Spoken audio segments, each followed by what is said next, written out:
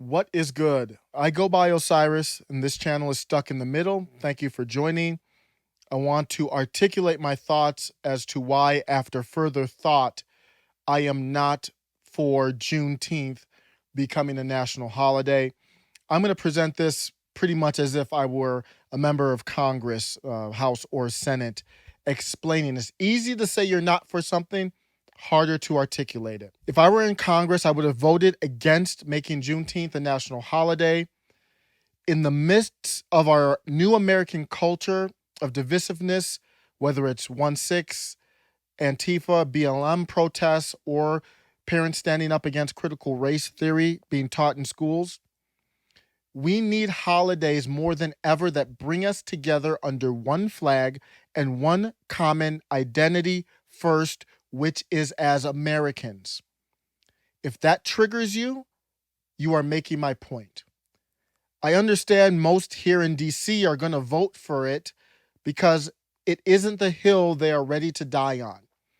I don't want to be here in DC representing my constituents and our country if any identity is going to come above our nation.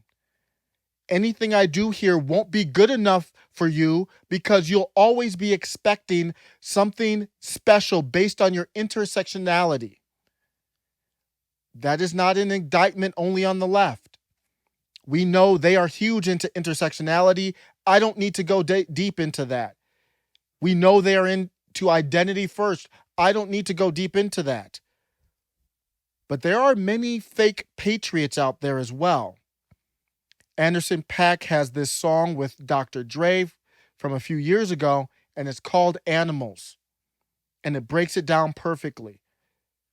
So if you're waving the flag, I want you to listen to this and understand maybe you are a part of our country and really mean it, but maybe you could do more. Here's Anderson .Paak's first verse on that song. Bullets still ringing, blood on the cement, black folks grieving, headlines reading, trying to pay it no mind, you just living your life. Everyone is a witness, everyone's got opinions, got a son of my own, look him right in his eyes. I ain't living in fear, but I'm holding him tight. And the chorus goes, and please don't come around these parts and tell me we all a bunch of animals. The only time they want to turn the cameras on is when we're effing stuff up. And the old folks tell me it's been going on since back in the day, but that don't make it okay. And them white folks tell me all the looting and shooting's insane, but you don't know our pain. I don't condone looting. I don't condone violence, but that way that he ended that chorus about you don't know our pain, and he put white folks, but it can be anybody. Everyone doesn't know his pain, and it's not just a white or black or anything else issue. If you drive around, if you have an American flag outside your house, if you put country first and you don't feel the pain of those who believe they're oppressed, whether that's accurate or not, they are Americans. And if you truly embrace that flag, then you do care. You should put pressure on every member of Congress to do something, to make sure we feel ownership of our country first. You can't just make people feel that. We, the people, through our acts and our caring, bring everyone into the fold. So there's a coming together from all sides that needs to happen. Juneteenth was not some grassroots effort, though, and Juneteenth doesn't help that unification. I view it as an anti-Trump national holiday. Juneteenth was a local story, tradition. If we are to make this a national holiday, it cannot be under the auspice of stating our country is currently oppressive. There is no nation in the world that doesn't have oppression. The only place that doesn't have oppression is in heaven, nirvana, utopia. In Africa and Brazil, there are many areas where almost everyone has dark skin, yet lighter people are treated differently. That is the nature of man. It is our sin. When you tuck your kids in at night, do you ask them, what are the things that oppressed you today? Or do you ask them, what are you grateful for? I've listened to many people speak about Juneteenth, from Vice President Kamala Harris to President Barack Obama and Representative Barbara Lee. I haven't heard one of them or any other leader connect this holiday to patriotism, to being grateful that our ancestors survived one of the most horrific Holocaust and inhumane acts ever in the world. They survived it to give us this moment and opportunity to embrace what it means to be American and to shape this country into what we want it to be. I haven't heard that not once.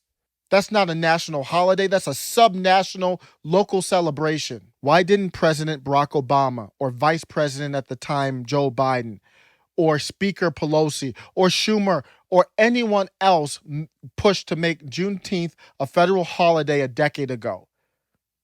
This holiday didn't get national prominence until President Trump scheduled a rally on June 19th of 2020 last year, which he ended up rescheduling because of pushback.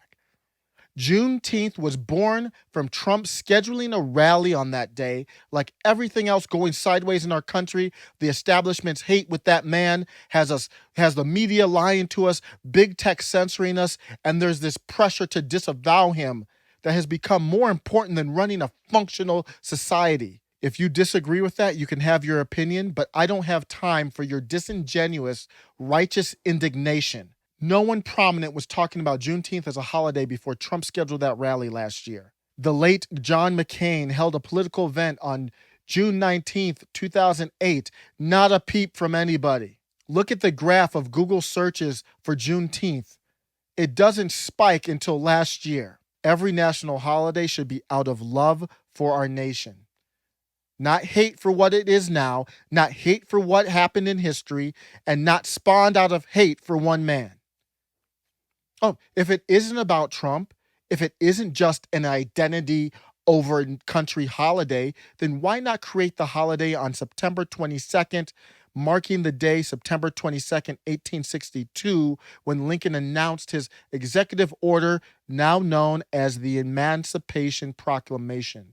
Why not choose 1865 when the 13th Amendment was ratified on December 6th? Those are discussions I could potentially support. I am a first-generation Black American. My parents taught us growing up in Cleveland, Ohio, to love ourselves while learning history.